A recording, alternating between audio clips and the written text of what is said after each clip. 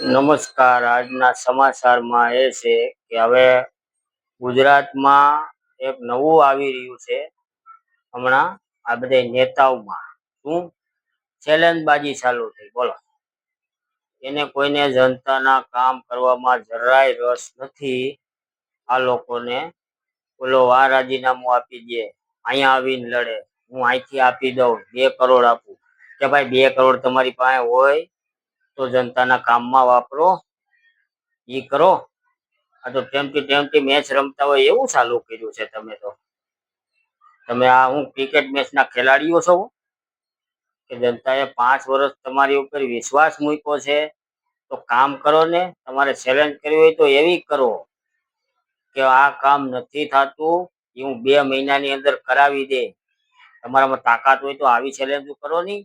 તમે શું કામ આ રીતે કરો છો? ચેલેન્જ મારા તમે તો કાંઈ નેતા છો કે ક્યાંય વાળવા વાળા છો? આ રીતે તમે કરશો તો જનતા બીજી વાર તમારો વિશ્વાસ નહીં કરે. ભાઈ, તમને 5 વર્ષ આપ્યા હોય, 2.5 વર્ષ આપ્યા હોય તો ચેલેન્જ બાજીઓ રહેવા. જનતાના કામ કરો. નથી થતા, તમારે કંઈ કરવું નથી, કોઈ વિરોધ કરે તો એને ઉપાડીને જીકી દો. બીજું કંઈ કરતા જ નથી. તો તમે જરાક ઈ તો ધ્યાન દો. કામ તો તમારે કરવું નથી તમે કરતા, નથી કોઈ કર્મચારી કરતા. કોઈ અવાજ ઉઠાવે તો સીધા અંદર. આની સિવાય બીજું કઈ કરતા નથી. હા, તો તમારે હવે બીજું શું કરવાનું? ચેલેન્જો તમે એવી કરો કે આ કામ નહીં થાય હું 2 મહિનાની અંદર કરાવી દે. ગમે ત્યાં જનતા વચ્ચે જઈને તમારો વિશ્વાસ કાયમ ટકી રહે. બાકી નહીં રહે. બીજી વાર હવે કોઈ વિશ્વાસ કરવા તૈયાર નથી ભાઈ.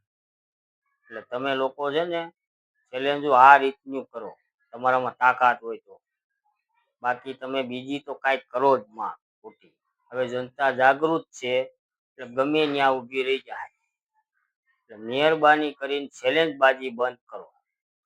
અને તમને મોકો આપ્યો છે 5 વર્ષ જનતાની સેવા કરવાનો, તો એ કરી બતાવો નહીં. તમારું નામ એથી સારું થાય.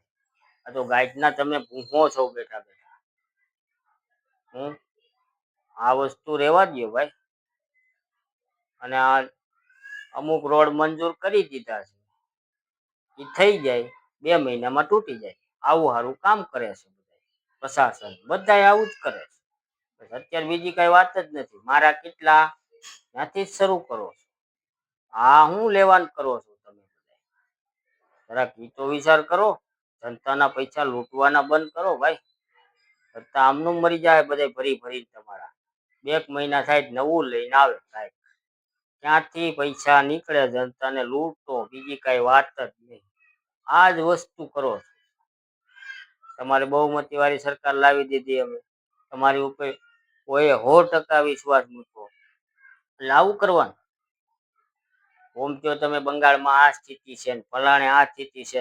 અત્યારે તમે ઈ તો વિચારો ગુજરાતની શું સ્થિતિ છે. ઈ તમે કોઈ જોયું કે મહાભારત કાળની અંદર હતું એવું છે કે બીજું કઈ જોવાનું જ નથી? ધૃતરાષ્ટ્ર ને દુર્યોધન સિવાય કાંઈ નહોતું દેખાતું. એટલે બધું આખું યદુવંશ સત્યાનાશ કર્યું એને. તમે ઈ કરવા નીકળ્યા છો? હા, કે બીજું કઈ યાદ આવડશે? કામે લાગી જાવ કામે. અને જનતાના કામ છે બેઠા એ પૂરા કરો તમે.